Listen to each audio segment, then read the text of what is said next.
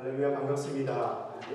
거룩한 주일 아침에 여러분들을 세상이 아닌 주님의 몸된 교회에서 만날 수 있는 것은 큰 축복인 줄로 믿습니다. 이 세상에 참 많은 사람들이 있죠. 그 중에 우리가 만날 수 있는 사람이 얼마나 되겠습니까? 그러나 매주마다 여러분은 여러분의 사랑하는 성도들을 볼 수 있다는 것, 특별한 하나님의 은혜요 축복인 줄로 믿습니다. 지난해 말씀을 전하고 1년 만에 여러분을 만나 뵙게 됐습니다. 한 달 전이었죠. 목사님께서 급한 사정이 있으셔서 오늘 광고에도 나왔던 것처럼 출타 중이기 때문에 제게 말씀을 부탁하셨고, 또 우리 성도들을 생각하면서 어떤 말씀을 전하는 것이 좋을까, 특별히 믿음 좋은 성도들이 모인 교회, 바로 임마누엘 교회 맞죠? 이 교회에 어떤 말씀이 가장 중요할까? 물론 귀한 목사님 통해서 늘 정말 좋은 말씀을 듣고 있지만, 그래도 여러분에게 필요한 말씀이 무엇일까 고민했더니 오늘 마태복음의 말씀을 하나님께서 정해 주셨습니다. 임마누엘 교회에 제가 임하게 되면 오늘로서 두 번째 여러분 앞에 서게 되지만, 1년 전에도 그랬고 오늘도 찬양을 여러분과 함께 드리면서 느꼈던 마음의 느낌들이 뭐냐면, 정말 여러분 찬양 뜨겁게 하십니다. 찬양을 인도하는 것만 아니라 함께 그 찬양을 따라 부르는 여러분의 목소리가 귀에 쟁쟁하게 기억에 남고요. 그것이 하나님을 향한 열정이 제 마음 가운데 온전하게 남게 되었음을 보게 됩니다. 사랑하는 성도 여러분, 찬양을 잘한다는 것은 축복인 줄로 믿습니다. 여러분이 잘 알고 있는 사도행전 초대교회의 모습을 보게 되면 그들의 특징이 있었습니다. 이 세상의 모든 교회들은 초대교회와 같은 그런 믿음의 열정을 본받아야 합니다.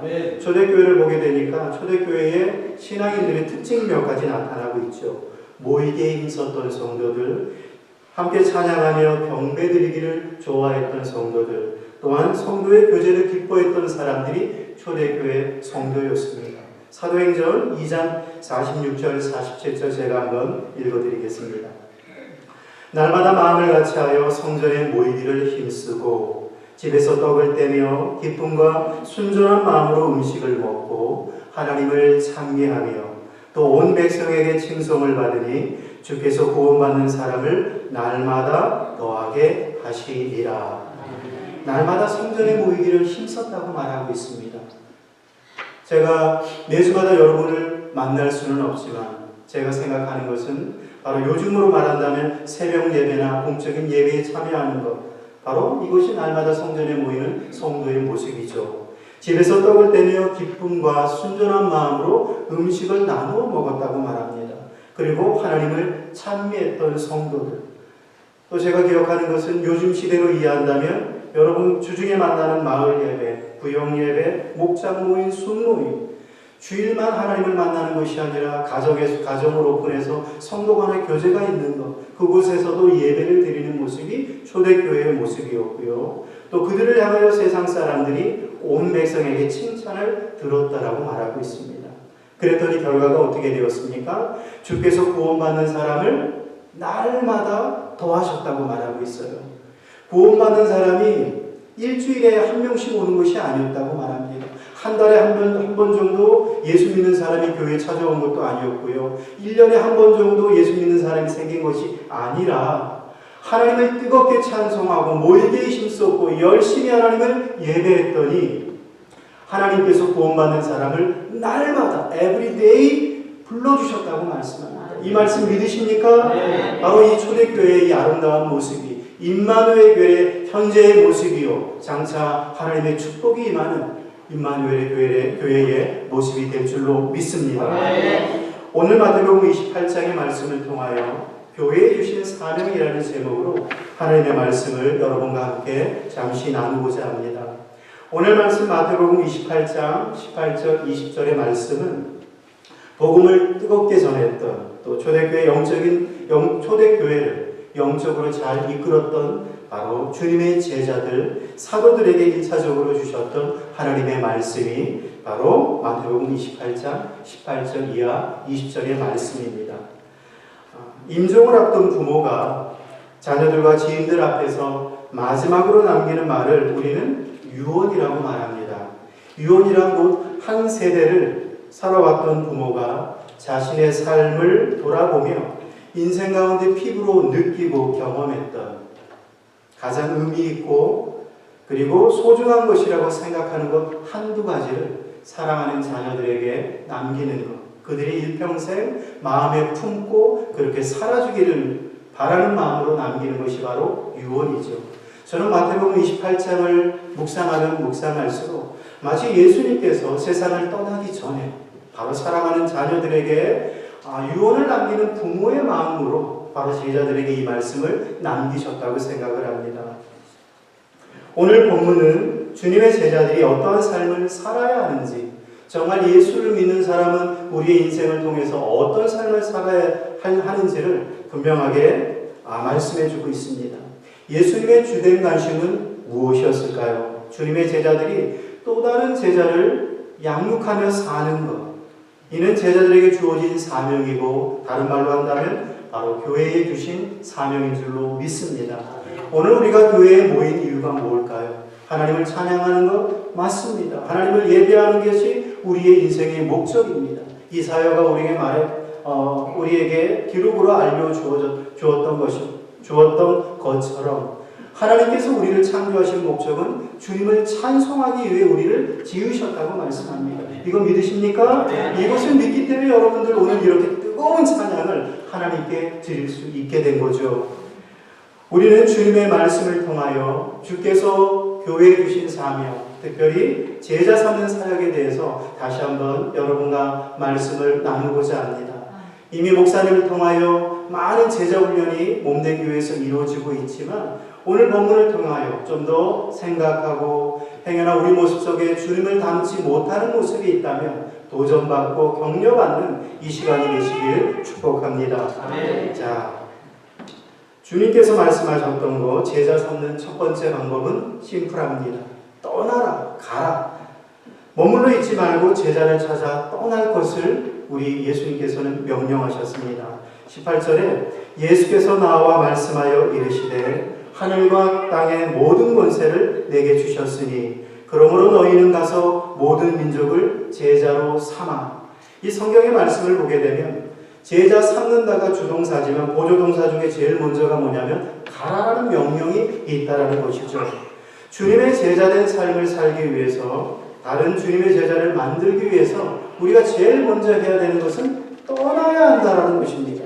자, 솔직히 우리는 떠나는 걸 좋아합니까? 머무르는 것을 좋아합니까? 여러분 어떠세요? 심플합니다. 사람은 머물러 있기를 좋아합니다. 루이비를 떠나고 싶습니까? 여기에 계시고 싶습니까? 있기를 원하시잖아요. 사람은 머물러 있기를 원합니다. 그런데 하나님의 비전을 품은 사람은 떠나기를 하나님이 원하고 있다라는 거죠.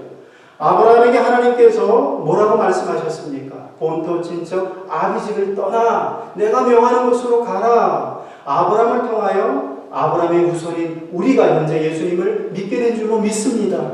아브라함이 그곳을 떠나지 않았다면, 정들었던 곳을 떠나지 않았다면 믿음의 족보가 형성이 되지 아니했을 것입니다. 우리가 성경을 통해서 제일 먼저 기억해야 되는 것은 떠나는 것.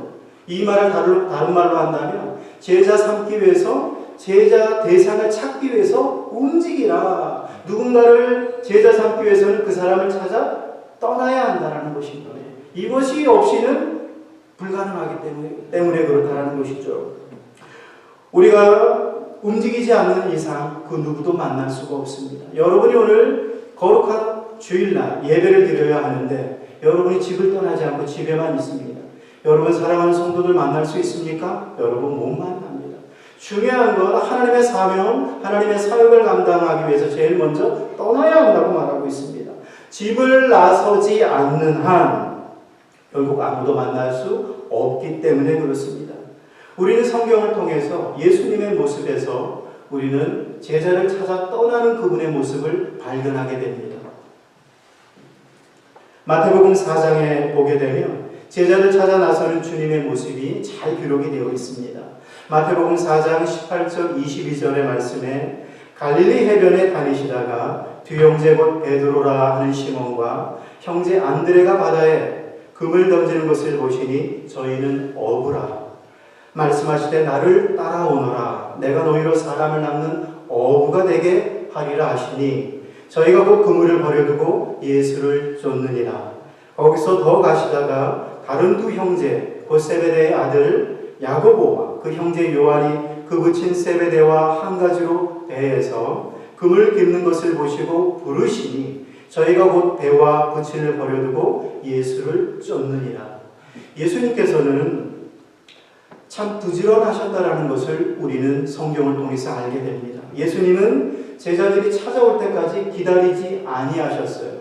그냥 머물러 있고 누군가 날 찾아오겠지. 그러면 그 중에 똑똑한 사람 내가 제자 삼을 거야. 예수님은 그러지 아니하셨습니다. 12명의 제자를 손수 일일이 찾아가셨고요. 그리고 그들에게 부르셔서 주님의 제자로 삼으셨다는 것입니다. 그 한 영혼 한 영혼을 주님의 제자, 그 사람을 낳는 어부죠. 자, 주님의 제자라는 건 성경의 말씀에 의한다면 주님의 제자는 사람을 낳는 어부가 주님의 제자인 줄로 믿습니다. 결국은 하나님께로 하나님이 원하셨던 사람을 이끌어내는 자가 바로 주님의 제자라고 말씀하고 있는 것입니다. 하나님의 말씀에 비추어 볼 때에 주님의 제자들이 함께하는 교회는 누군가 불신자들이 교회를 찾아올 때까지 기다려서는 아니 된다는 것이죠. 중요한 것은 주님의 몸된 교회의 성도들은 주님의 제자인 것입니다. 주님의 제자는 예수님을 닮고 싶은 사람들 맞습니까? 예수님과 똑같이 되고 싶어서 하나님의 말씀을 묵상하고 전심으로 기도하는 자, 그리고 그분이 하셨던 대로 제자를 찾아 떠나는 모습을 보이는 자가 바로 주님의 제자라는 것이죠. 우리는 믿음 생활, 특별히 예수님을 닮기 원하는 주님의 제자라고 한다면 우리는 예수님의 방법대로 행동하며 그분을 쫓아야 할 것입니다. 예수님은 그렇게 사셨는데 우리가 그렇게 하지 아니한다면 한 가지 분명하죠. 우리는 주님의 제자가 아닙니다. 하나님은 단순한 교인들만을 만들기 위해서 하나님이 희생하셨던 것이 아니라 어떠한 사람? 주님과 똑같은 사람. 어디를 보아도 앞을 보아도 뒤를 보아도 예수님과 똑같이 살기 원하는 그런 사람을 위하여 십자가에 죽으신 것이지 단지 교회에 모여서 예배드리고 교제하고 세상에 가서는 전혀 하나님이 하셨던 일을 하지 않는 사람을 만들기 위해서 죽으신 것이 아니라는 것이죠. 우리는 예수님의 모습을 통해서 부지런히 제자를 찾는 모습을 발견할 수가 있습니다. 요한복음 4장을 보게 되면 여러분이 이미 아시는 것처럼 우리 예수님께서 수가성 우물가 여인과 대화하는 장면이 나타나죠. 이 사마리아 여인은 여러분이 잘 아시는 것처럼 여러분의 결혼 실패를 통해서 사람을 기피했던 사람입니다. 아무도 물길로 나오지 않는 정오의 때에 물을 길로 나올 수밖에 없었던 사람들. 저라면은 절대 더울 때 물길로 나오지 않습니다. 시원할 때 나와야죠. 그러나 이 여인은 사람 만나는 게 무서웠다라는 것입니다. 그녀가 인생에 크게 잘못한 것도 없는데 삶의 어려움으로 인해서 사람을 기피하는 일들, 결혼을 실패했다는 그 이유로 인해서 사람을 기피했던 그 여인을 예수님은 일부러 만나기 위해서 찾아가셨다라는 것이죠. 예수님은 의도를 가지고 자정의 우물가에서 그녀를 기다리셨습니다. 자, 자정의 우물가에서 기다리셨다는 것은 그만큼 이마에 땀이 흘렀다는 거죠. 예수님이 그렇게 힘겨움을 가지고도 내가 더위를 무릅쓰고서도 누구를 만나기 위해서 우물가 여인을 만나기 위해서 일부러 목적을 가지고 그곳에 가셨다는 것을 우리는 알게 됩니다. 우리가 분명히 인정해야 되는 한 가지 사실은 여러분 세상에 우연이란 있을까요? 저는 세상에 우연은 없다라고 생각합니다. 우리가 때로는 길을 가다가 우연히 아는 사람을 만났네, 우연히 어떤 일이 있었네 라고 말을 하지만 이 세상에 우연은 없다라는 거죠. 하나님의 섭립 속에 모든 것은 필연이지 결단코 우연이란 존재하지 않는다라는 것입니다. 여러분 우연히 예수님 믿으셨습니까? 나는 의도하지 않았는데 우연히 믿었을까요? 우리가 성경을 찬찬히 읽다 보면 이 세상에 우연은 없다라는 것입니다. 하나님께서 창세전에 여러분을 선택하셨고 적정적소에 여러분을 만나주셨고 그 의의를 통하여 예수 믿게 하셨던 것은 하나님의 섭리요 하나님의 계획이시지 결단코 우연은 없다라는 것입니다. 우리 하나님께서 중에도 이 세상에 많은 또 주님을 닮아가기를 원하는 교회들이 있습니다. 이 루이빌만 해도 제가 알기로는 10개 이상의 교회가 있는 것으로 압니다. 한인교회가. 그런데 그 중에 바로 여러분은 임마누엘 교회, 뜨거운 찬양과 정말 하나님을 전심으로 사랑하는 성도들이 모인 교회에 여러분을 두게 하신 이유가 무엇일까요? 우연히 여기에 오셨습니까? 아닙니다. 하나님의 필연인 줄로 믿습니다. 하나님의 교회에 모여서 하나님을 예배하고 찬송하는 것, 우연이란 결코 없다라는 거죠. 우리 예수님께서는 필연적으로 사람을 만나기 위해서, 저 사람에게 생명을 나누어주기 위해서, 저 사람에게 복음이 필요하기 때문에 수고를 마다하지 아니하고 땡빛에 이마에 흐르는 땀을 닦아가면서 수가성 여인을 만나셨다라는 것입니다. 왜 그녀를 만나야 됩니까? 그녀는 복음이 필요했기 때문에.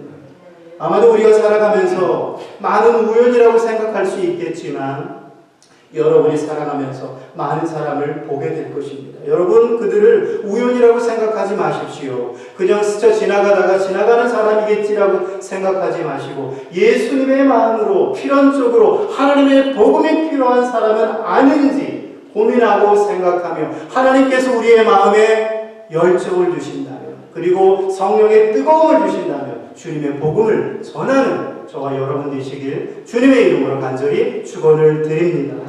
사랑하는 성도 여러분, 주님의 제자 삼는 사역에 있어서 제일 먼저 중요한 것은 머물러 있어서는 안 되고요, 떠나야 합니다. 떠나서 하나님께서 오늘 이 하루, 또 이 한 주간, 이 한 달, 1년간 하나님 내 삶 가운데 내가 만나야 할 사람이 누구입니까? 하나님 그에게 복음을 전하기 원합니다. 이 지역에 있는 사람들 가운데 아직도 하나님의 복음이 필요한 사람이 있을 텐데 내 눈에 보이지 않습니까? 하나님 보여주옵소서. 오늘 그 사람을 만나게 하여 주옵소서. 일주일 내에 만나게 하여 주옵소서. 2023년이 지나가기 전에 이제 올해도 3달밖에 안 남았습니다. 하나님은 분명히 여러분에게 무언가를 말씀하고 있는데 우리가 깨어있지 못하다면 그 사람을 우연으로 생각하여 스쳐 지나갈 수도 있다는 거죠. 하나님께서 예비한 사람을 결단코 놓치지 않고 찾아 나서는 우리 임마누엘 신앙 좋은 믿음 좋은 성도들 되시길 축복합니다. 두 번째 제자 삼는 두 번째 방법은 무엇일까요? 오늘 성경은 분명합니다. 세례 침례를 베풀라라고 성경은 기록하고 있습니다. 19절의 말씀 이렇게 기록이 되어 있습니다. 아버지와 아들과 성령의 이름으로 세례를 베풀고.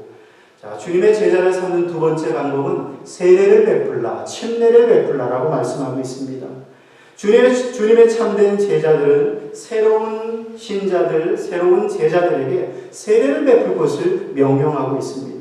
자, 삼위일체 하나님, 성부, 성자, 성령의 이름으로 삼위일체 하나님을 믿는 믿음으로 세례를 베풀 것을 명하고 있습니다. 성경에 의하면 우리가 한 가지 아는 사실, 자, 예수님은 세례를 베푸셨을까요? 안 베푸셨을까요? 믿음 좋은 성도도 다 아실 것 같은데 이미 두 목사님 통해서 영적으로 무장되었기 때문에 그냥 제가 1년 전에는 제가 한마디 하니까 딱 나왔었는데 자, 어떠세요? 자, 예수님은 세례를 베풀어 적이 있다 없다? 자, 그래요. 역시 수제자가 나오셨습니다. 예수님은 세례를 베푼 적이 없다라고 성경은 기록하고 있습니다. 맞습니까? 맞아요. 성경을 오늘 가서 한번 신약을 쭉 읽어보십시오. 예수님은 그 누구에게도 세례를 베푼 적이 없으셔요. 그런데 예수님을 닮기 원하는 사랑하는 제자들에게 너희들은 나서 성부와 성자와 성령의 이름으로 세례를 베풀 것을 명하셨다라는 것입니다. 주님이 명하셨으면 우리는 순종해야죠. 그렇죠? 예수님이 명하셨다면 우리는 순종해야 됩니다. 그 세례를 베풀기를 원하셨던 예수님께서 그분이 친히 세례를 받으셨어요. 베풀지는 않았지만 본인이 친히 받으셨습니다. 왜? 하나님의 사역을 위해서, 상징성을 위해서 예수님은 세례를 받으셨습니다. 마태복음 3장 13절 15절 말씀을 보면 이렇게 기록이 되어 있습니다. 이때 예수께서 갈릴리로서 요단강에 이르러 요한에게 세례를 받으려 하시는데 요한이 말려 가로되 내가 당신에게 세례를 받아야 할 터인데 당신이 내게로 오시나이까. 예수께서 대답하여 가라사대 이제 허락하라. 우리가 이와 같이 하여 모든 의를 이루는 것이 합당하니라 하신데 이에 요한이 허락한지라. 예수님께서도 친히 세례 요한으로부터 세례를 받으셨고요. 본을 보이셨던 예수님께서 오늘 세례를 명하십니다. 그만큼 믿는 성도에게 있어서 세례는 옵션인가요? 필수인가요? 반드시 받아야 한다는 것입니다. 오늘 이 자리에 모인 여러분들 모두 세례 받으셨죠? 세례 받아야 합니다. 침례 받으셔야 합니다. 우리가 한 가지 분명히 알아야 될 한 가지 사실. 자, 세례 요한이 베푼 세례와 예수님께서 명하신 하나님을 믿는 사람들의 세례가 다르다라는 사실 알고 있으시죠? 어떻게 다릅니까? 세례 요한이 베풀었던 예수님도 받으셨던 세례 요한의 세례, 그리고 예수님이 명하셨던 세례에 분명한 차이점이 있습니다. 세례 침례는 다 똑같은 거 아닌가요? 라고 할 수 있는데 성경의 말씀을 우리가 찬찬히 읽다 보면 다르다라는 사실을 깨닫게 됩니다. 세례 요한의 세례와 예수님이 명하신 세례에 분명한 차이가 있습니다. 세례 요한의 세례와 그리스도인이 받는 세례의 차이점을 성경에 보니까 사도 중에 사도 바울이 명확하게 정리를 해놨습니다. 사도행전 19장 1절에서 10절의 말씀 이렇게 기록이 되어 있습니다. 아볼로가 고린도에 있을 때에 바울이 윗지방으로 다녀 에베소에 와서 어떤 제자들을 만나 가로되 너희가 믿을 때에 성령을 받았느냐? 가로되 아니라 우리는 성령이 있음도 듣지 못하였노라. 바울이 가로되 그러면 너희가 무슨 세례를 받았느냐? 대답하되 요한의 세례로라. 바울이 가로되 요한이 회개의 세례를 베풀며 백성에게 말하되 내 뒤에 오시는 이를 믿으라 하였으니 이는 곧 예수라 하거늘 저희가 듣고 주 예수의 이름으로 세례를 받으니 바울이 그들에게 안수하며 성령이 그들에게 임하심으로 방언도 하고 예언도 하니 모두 12사람쯤 되니라. 사도 바울이 명확하게 정리했습니다. 오늘 성경 사도행전의 말씀에 의한다면 주님의 제자들조차도 한 가지밖에 몰랐습니다. 어떤 것? 세례 요한의 세례밖에 몰랐다라는 것입니다. 그랬더니 사도 바울이 그들에게 세례를 베풀었다라고 말합니다. 어떤 일이 벌어졌죠? 방언이 터지고 하나님 앞에 기도한 거죠. 무엇을 의미합니까? 성령 세례를 의미합니다. 전적으로 하나님을 믿기로 결심했고 하나님의 사람으로 거듭난 자, 영적인 거듭남을 상징하기 위해서 방언의 역사를 보여주신 줄로 믿습니다. 성경의 말씀을 우리가 쫓다 보면 분명한 것은 상징적인 의미를 위해서 꼭 한 번씩 이런 역사들이 일어납니다. 마가의 다락방에서도 모든 모였던 사람들이 방언의 역사들이 터지죠. 그것은 바로 하나님께서 임하셨다는 것을 보여주기 위해서 이들이 하나님의 임재와 성령 세례를 받았다는 것을 보여주기 위해서 상징성으로 알려주신다는 것이죠. 여기서 제가 말씀드리고 싶은 것은 세례 요한의 세례는 일회성 회개의 세례였다는 것입니다. 그냥 인생 가운데 잘못했던 거 용서받기 위해서 한 번 정도 하는 회개의 세례였고 예수님께서 하나님을 믿기로 결심했던 주님의 성도들에게 요구하셨던 세례는 바로 성령 세례. 단순한 한 번의 용서만 구하는 것이 아니라 영적으로 거듭나는 세례를 하나님께서 명하셨고 이것을 예수 믿는 사람들이 순종으로 따라하고 있다는 것이죠. 사랑하는 성도 여러분, 세례는 받아도 되고 아니 받아도 되는 것이 아니라 바로 하나님께서 명하신 것이기 때문에 반드시 받아야 되고 또 그 받음을 통하여 한 가지 상징하는 게 있습니다. 그렇다면 세례라는 것이 예수님 믿는 사람들한테는 어떤 의미가 있습니까? 여러분 쉬운 말로 말한다면은 교인이 되게 하라는 말씀으로 바꿔볼 수가 있습니다. 성부와 성자와 성령의 이름으로 세례를 명하신 이유는 새로운 제자들이 새로운 성도들이 교회의 한 구성원으로 온전하게 예수님을 믿고 믿음의 출발점을 잘할 수 있도록 세례를 베풀 것을 명하고 있다는 것입니다. 즉 제자된 삶이란 복음을 전하여 예수님을 참된 구주와 주님으로 믿기로 결심한 사람들에게 세례를 베품으로 인하여 참된 교회의 구성원으로 믿음 생활할 수 있도록 도우라는 의미가 바로 세례 속에 포함이 되어 있다는 것이죠. 우리는 많은 성도들과 가족들 앞에서 세례 침례를 받습니다. 저도 세례 침례를 행하고 또 받는 모습을 보면서 느끼는 것은 새 영혼이 한 생명이 영원히 거듭나는 것을 볼 때 여러분 마음이 어떤가요? 정말 뿌듯합니다. 하나님 새 가족이 생겼습니다. 천국에서 만날 수 있는 사람이 생겼음을 우리가 기억할 때에 우리는 너무나 기쁘고 즐겁다라는 것이죠. 사랑하는 우리 임마누엘 교회 성도 여러분, 새로운 제자들이 기꺼이 교회의 구성원으로 믿음 생활을 안전하게 할 수 있도록 그들을 하나님의 거룩한 영적으로 거듭난 사람이 될 수 있도록 돕는, 또 교회에서 믿음 생활을 잘할 수 있도록 도와주는 복된 성도들이 되시길 축복합니다. 네. 세 번째는, 제자 삼는 세 번째 방법은 가르치고 지키게 하라.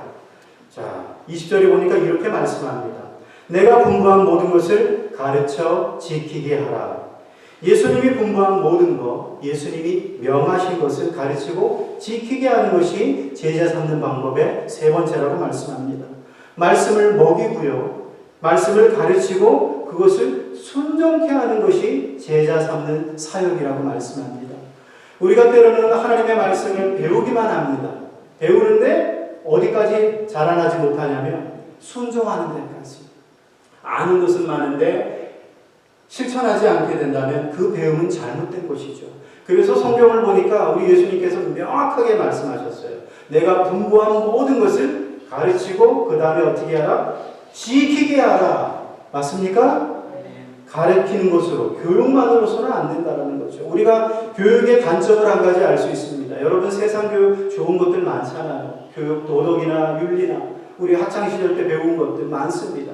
기본적으로 배워야 할 것들이 많은데 도덕 100점 맞은 사람이 삶도 그렇게 100점이 되던가요? 아니라는 거죠. 시험은 잘 봐서 100점을 받을 수 있지만 그렇게 사는 것은 별개가 될 수 있다는 것을 우리는 삶을 통해서 알고 있습니다. 우리 예수님께서 우리에게 명하셨던 것은 내가 공부한 모든 것을 가르쳐라. 하나님께서 이 세상 공생의 3년 동안에 무엇을 말씀하셨는지, 무엇을 선포했는지 부지런히 제자들에게 가르치라. 그러나 더 중요한 것이 있으니 그것을 지키는 자가 되게 하는 것, 비로소 주님의 제자가 될 수 있음을 성경은 말씀하고 있는 것이죠. 자, 오늘 우리가 신약 성경을 잠깐 한번 훑어보았습니다. 우리 예수님께서 공생의 3년 동안 어떤 것을 분부하셨을까? 어떤 것을 가르치셨을까를 성경을 통해서 한번 찾아보았습니다. 우리 예수님께서 말씀하신 것이 너무 많습니다. 정말 많아요. 그 많은 것 가운데 대표적인 건 몇 가지만 여러분과 함께 나눠보겠습니다. 첫 번째 주님이 분부하시고 가르치셨던 것은 바로 팔복. 마태복음 5장에 보게 되면, 자, 4장에 예수님께서 사단에게 시험 받으시고, 먼저는 요단강에서 세례받고, 그 다음에 사단에게 시험 받고 공생애를 시작하게 됩니다. 그러면서 제일 먼저 마태가 4장을 통하여 이야기했던 것, 예수님이 하셨던 사역 세 가지를 말씀하셨죠. 가르치고 전파하고 치유하는 사역을 공생애 내내 하셨다. 그러면서 마태복음 5장에 나오니까 제일 먼저 말씀이 뭐냐면 팔복이라는 것이죠. 예수님은 팔복을 말씀하면서 예수님을 따르는 제자들의 천국 시민의 품격을 이야기합니다. 너희들은 세상에 거하지만 세상 사람이 아니야. 너희들은 바로 천국 시민이고 천국 시민의 품격을 소유할 것을 우리 예수님께서 제일 먼저 명하셨습니다. 마태복음 5장 2절부터 12절 잠깐 한번 읽어드릴게요. 입을 열어 가르쳐 가라사대 심령이 가난한 자는 복이 있나니 천국이 저희 것이며 애통하는 자는 복이 있나니 저희가 위로를 받을 것이며 온유한 자는 복이 있나니 저희가 땅을 기업으로 받을 것이며 의에 줄이고 목마른 자는 복이 있나니 저희가 배부를 것이며 긍휼히 여기는 자는 복이 있나니 저희가 긍휼히 여김을 받을 것이며 마음이 청결한 자는 복이 있나니 저희가 하나님을 볼 것이며 화평케 하는 자는 복이 있나니 저희가 하나님의 아들이라 일컬음을 받을 것이며 의를 위하여 핍박을 받는 자는 복이 있나니 천국이 저희 것이니라. 나를 인하여 너희를 욕하고 핍박하고 거짓으로 너희를 거스려 모든 악한 말을 할 때 너희에게 복이 있나니 기뻐하고 즐거워하라. 하늘에서 너희의 상이 큼이라. 너희가 전에 있던 선지자들을 이같이 핍박하였느니라. 우리는 성경을 통해서 예수님의 가르침대로 살았던 사람들이 바로 주님의 제자인 것을 확인하게 됩니다. 예수님 때문에 기꺼이 핍박받기를 기뻐했던 사람들, 바로 주님의 제자들이었습니다. 기꺼이 때로는 순교의 자리까지 마다하지 아니하고 주님을 쫓기 위하여 목숨도 내어놓았던 사람들, 바로 주님의 제자들입니다. 예수님은 자신이 가르친 팔복이 제자들의 삶의 근간, 가장 밑바탕에 있는 기본이 되기를 원하셨다는 것이죠. 예수님께서 공생의 기간을 통하여 우리에게 분부하셨던 것, 가르치셨던 것은 주님의 복음을 위하여 기꺼이 고난을 감수하는 천국 시민으로 당당히 살 것을 요구하셨다는 것입니다. 예수 믿는 사람은 움츠러들어서는 아니 됩니다. 어느 곳에 있든지 하나님, 천부 하나님이 우리 아버지 되시는데 뭐가 두려울 수 있겠습니까? 당당하게 사시는 임마누엘 교회 성도들 되시길 주님의 이름으로 간절히 축원을 드립니다. 이 세상의 마음고정이 중요한 것이 아니라 세상이 감당치 못하는 믿음을 내가 갖고 있는가, 그것이 더 중요한 줄로 믿습니다. 팔복을 묵상하다 보면 우리는 제일 먼저 예수님이 떠오릅니다. 왜? 예수님이 그렇게 사셨기 때문입니다. 맞습니까? 네. 의인의 삶을 사셨습니다. 의를 위하여 핍박을 감수하셔서 십자가에 기꺼이 죽기를 원하셨던 분이 예수님이셨다는 것이죠. 그분은 인생을 오직 하늘만 바라보며 살았던 분이 바로 예수님이셨습니다. 우리는 두 번째, 팔복을 묵상하면서 생각이 되는 것은 바로 초대교회 사도들이 떠올릴 수가 있습니다. 초대교회 사도들, 그들은 이 세상의 쉬는 꼴을 포기하고 오직 하나님의 나라를 위해 살았던 사람들이 사도들이었다는 것이죠. 이 세상에 좀 더 가지기보다는, 이 세상에 좀 더 누리기보다는 손해보며 기꺼이 의를 위해 고난을 자처했던 사람들이 바로 주님의 제자들이었습니다. 두 번째는 뭘까요? 우리 예수님께서 분부하셨던 두 번째 가르침은 바로 하나님의 나라. 바로 마태복음 13장 1절 이하의 말씀을 보게 되면 너무나 많기 때문에 제가 성경 구절을 읽지 않겠습니다. 여러분이 이미 알고 있습니다. 또 목사님을 통해서 정말 많이 하나님의 나라 비유에 대해서 여러 번 들으셨을 것입니다. 자, 씨 뿌리는 비유, 겨자씨와 누룩 비유, 그리고 감추인 보화 비유, 좋은 진주 비유, 그물 비유, 양과 염소 비유, 그리고 알곡과 가라지 비유. 이 모든 것에 대한 메시지는 조금씩 다를 수 있지만 가장 근저에 깔려있는 주 포인트가 뭘까요? 왜 하나님께서 하나님의 나라를 이렇게 비유를 통해서 말씀하고 있을까요? 한 가지입니다. 믿음의 눈으로만 볼 수 있는 나라를 위해서 삶을 헌신하라. 믿음의 눈으로만 볼 수 있는 나라를 위하여 너의 삶을 올인하라. 이 메시지가 바로 하나님의 나라 비유를 통해서 예수님께서 말씀하고 있는 것이죠. 영원한 나라 천국의 삶을 위해 이 생의 삶을 주를 위해서 온전히 헌신할 것을 말하고 싶으셔서 바로 하나님의 나라의 비유를 그렇게 들으셨다는 거죠. 자, 성경의 말씀에 의한다면 우리의 인생 70이요 강건하면 80이라 그랬죠. 요즘에 의학이 발달해서 90년도 너끈하게 사시는 분들 많습니다. 100년 기대하면 가능합니다. 장수하는 성도들 되시기를 축복합니다. 네. 장수해서 뭐 할까? 그냥 오래 사는 게 아니라 주님의 복음을 전하는 일을 위해서 장수한다고 하면 하나님 생명을 연장시켜 주실 줄로 믿습니다. 네. 무조건 오래 사는 게 중요한 게 아니라 의미 있는 삶을 위해서 하나님 내게 건강 주시고 내게 장수하게 하시옵소서. 내가 하나님을 위하여 남은 인생을 바치겠습니다 하면 건강 주실 것이고 필요한 물질 주실 것이고 우리에게 삶의 풍요로움도 주실 줄로 믿습니다. 아멘. 중요한 것은 우리에게 주어진 80년을 하나님 앞에 헌납하게 되면 하나님이 우리에게 영원한 삶을 주시겠다고 약속하고 있는 것입니다. 하나님의 나라 비유를 통해서 우리 하나님이 원하셨던 건, 예수님이 원하셨던 것은 한 가지예요. 너의 인생 80년을 내게 달라. 그럼 내게 영원한 생명을 줄게. 자, 한번 실질적으로 이게 얼마나 와닿지 않을 수도 있지만 여러분에게 한 가지 예를 통해서 말씀을 드리겠습니다. 자, 축구공 한 30cm 되는 축구공이 있다고 생각을 해보십시오. 그것을 들고 있는 사람은 1m 앞에서 보게 되면 공이 뚜렷하게 보입니다. 맞습니까? 자, 100m 앞에서 공 들고 있는 사람을 한번 보십시오. 공이 어떻게 보일까요? 점으로 보입니다. 자, 1km, 1000m 앞에서 공 들고 있는 사람을 한번 보십시오. 여러분, 1km 뒤에서는 공이 보이지를 않아요. 맞습니까? 사람이 서 있는 것도 보이지 않습니다.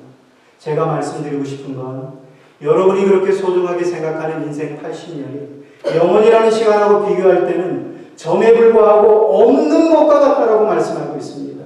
우리는 많은 것을 갖고 있다고 생각할 수 있지만 하나님 볼 때는 아무것도 없다라고 말씀하고 있는 것이죠. 우리의 인생 70년, 80년을 하나님 앞에 헌납하게 되면 너희들이 알지 못하는 영원한 시간을 내가 줄 테니 인생을 너를 위해 살지 말고 예수님의 제자 삼는 일을 위하여 살 것을 요구하고 있다는 것이죠. 여러분 이 진리를 믿고 있습니까? 우리가 오늘 더 하루 더 살아야 될 이유가 있다면 여러분 한번 찾아보십시오. 밥 한 그릇 더 먹는다고 뭐가 바뀌던가요? 배만 더 나오더라고요.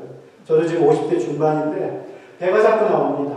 이 나이를 먹을수록 감당하기가 어렵더라고요. 운동도 하는데도 배가 나옵니다. 중요한 건 우리의 인생 하루 더 살고 1년 더 살고 10년 더 사는 게 중요한 것이 아니라 내게 남겨진 인생이 어떻게 쓰여지는가, 정말 하나님의 손에 붙들려서 잃어버린 영혼을 찾기 위하여 노력하고 사는지가 더 중요한 줄로 믿습니다. 제자 삼는 세 번째 방법은 바로 하나님의 말씀을 쫓아 사는 것이죠. 세 번째 예수님께서 명령하셨던 주님의 가르침은 뭘까요? 저는 가장 큰 계명, 하나님 사랑과 이웃 사랑이라고 생각을 합니다. 마태복음 22장 36절 이하에 이렇게 말씀합니다. 예수께서 이르시되 내 마음을 다하고 목숨을 다하고 뜻을 다하여 주 너의 하나님을 사랑하라 하셨으니 이것이 크고 첫째 되는 계명이요 둘째도 이와 같으니 내 이웃을 내 자신과 같이 사랑하라 하셨으니 이 두 계명이 온 율법과 선지자의 강령이니라.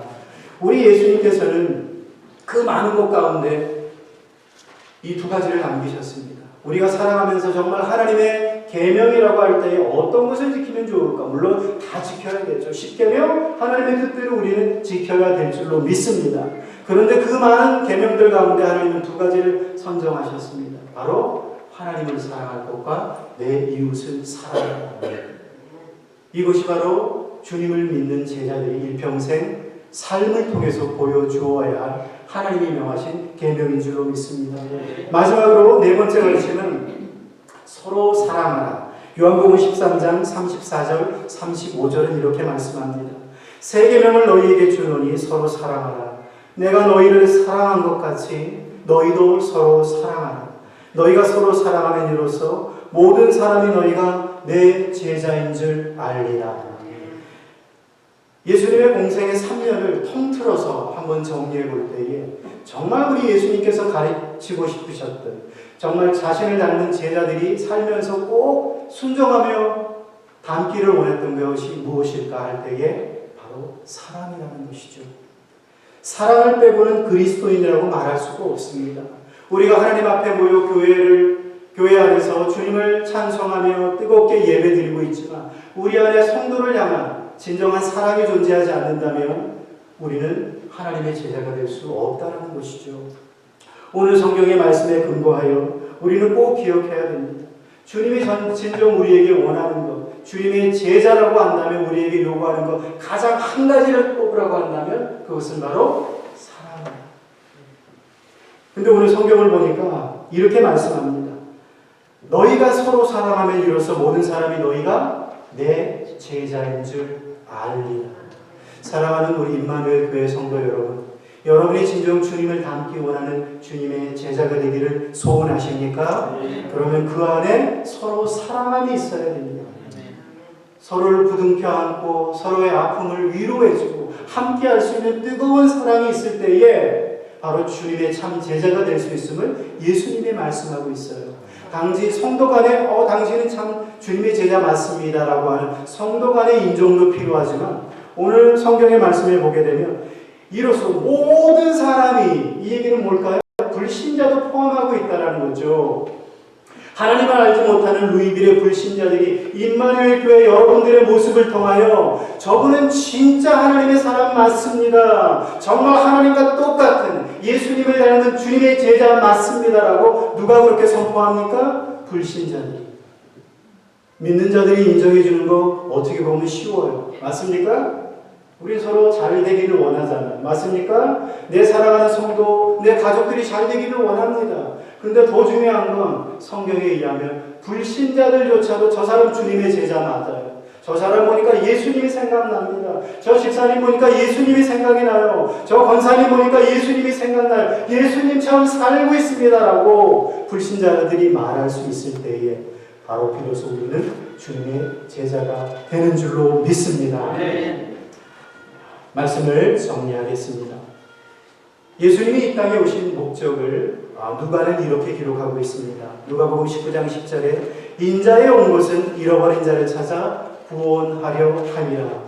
곧 예수님이 세상에 육신의 몸을 입고 이 땅에 오실 수밖에 없었던 것은 잃어버린 사람 한 사람을 찾기 위해서 천국의 시민 만들기 원했던 그 사람 때문에 이 땅에 오셨다라고 말씀하고 있습니다.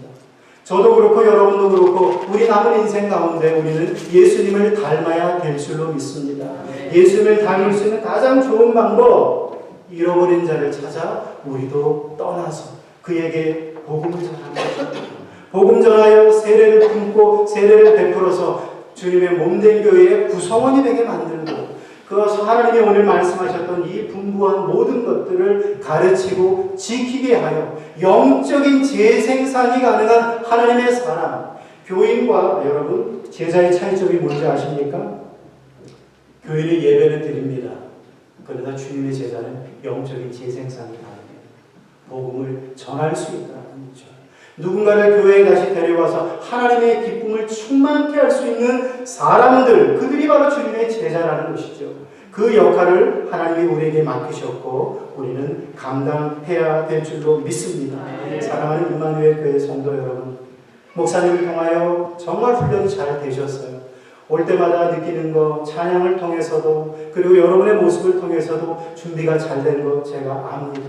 그러나 하나님의 마음으로 여러분들에게 다시 권면하는 것은 중단하지 아니하고 주님 오시는 그날까지, 그리고 더 마음에 지금 소원하는 것은